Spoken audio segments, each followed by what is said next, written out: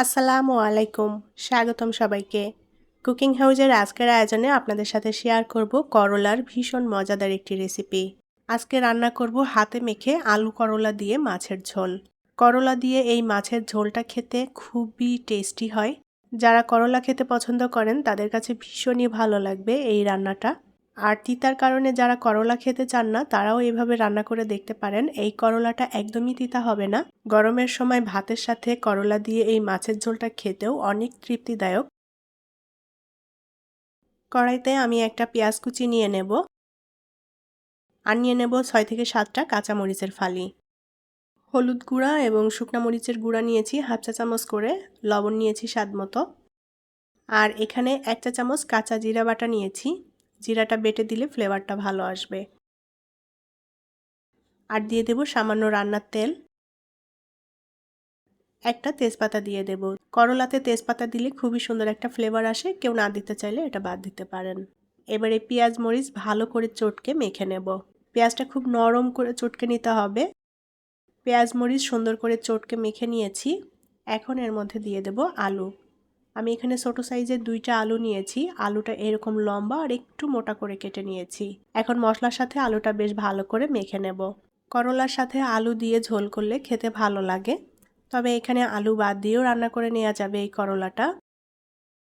আলু আমি ভালো করে মশলার সাথে মেখে নিয়েছি। এখন এর মধ্যে মাছ দিয়ে দেব। আমি এখানে 2 পিস রুই মাছের পেটি নিয়েছি আর পেটিটাকে একটু ছোট টুকরো করে কেটে নিয়েছি। রুই মাছের পরিবর্তে এখানে যে কোনো বড় মাছ দিয়ে এভাবে রান্না করে নেওয়া যাবে। মশলার সাথে সুন্দর করে মাছটাও এখন মেখে নেব। মাছটা মেখে নিয়েছি মশলার সাথে। এখন এর মধ্যে দিয়ে দেব কেটে রাখা করলা। আমি এখানে একটু ছোট সাইজের 4টা করলা নিয়েছি আর করলাটা এরকম লম্বা ফালি করে কেটে নিয়েছি, একটু মোটা মোটা করে। করলার ভেতরের বীজগুলো ফেলে দিয়েছি। এখন করলাটা আমি আলতো করে মেখে নেব। করলা দিয়ে খুব বেশি জোরে চটকে মাখার দরকার নেই, তাহলে করলাটা তিতা হয়ে যাবে। আলতো করে করলাটা আমি মশলার সাথে মেখে নিয়েছি। এখন এর মধ্যে আমি হাত ধোয়া কিছুটা পানি দিয়ে দেব। পানির পরিমাণটা খুবই অল্প দেব। করলাতে যে পানিটা দিলাম এই পানি দিয়েই আমি প্রথমে করলাটা কষিয়ে নেব। চুলায় রান্নাটা বসিয়ে দিয়েছি। এখন সুন্দর করে নেড়েচেড়ে করলাটা প্রথমে কিছুক্ষণ কষিয়ে নেব। মিডিয়াম আঁচে আমি বেশ ভালো করে নেড়েচেড়ে করলাটা কষিয়ে নিয়েছি। যে পানিটা ছিল পানিটা টেনে গিয়েছে। এখন এর মধ্যে পরিমাণ মতো করে ঝোলের পানি দিয়ে দেব। আমি এখানে খুব বেশি ঝোল রাখবো না, মিডিয়াম ঝোল রাখবো, সেভাবেই পানি দিয়ে দিলাম। এখন হাই হিটে আমি করলাটা রান্না করে নেব। করলাটা কিন্তু ঢাকবো না, ঢেকে দিলে করলা তিতা হয়ে যায়। আর করলাটা হাই হিটে রান্না করে নেব এই জন্য যে করলার রঙটাও সবুজ থাকবে, দেখতে ভালো লাগবে। উল্টাপাল্টা করে নেড়ে দিতে হবে যেন সুন্দর মতো সেদ্ধ হয়ে যায়। করলা আলু দুইটাই সুন্দর মতো সেদ্ধ হয়ে গিয়েছে। আমি তরকারির ঝোলটা আর সামান্য একটু টানিয়ে নেব। আমি যেভাবে এই রান্নাটা করলাম এটা খুবই সহজ একটা পদ্ধতি, আর এই রান্নাটা খেতে কিন্তু খুবই টেস্টি হয়।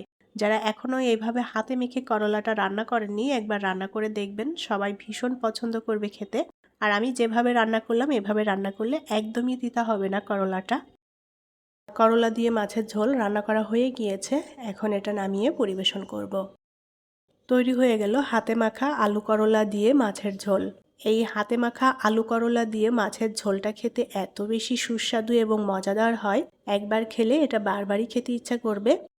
আশা করছি আমার আজকের রেসিপি আপনাদের ভালো লেগেছে। রেসিপিটি যদি ভালো লাগে তাহলে প্লিজ ভিডিওটি শেয়ার করবেন।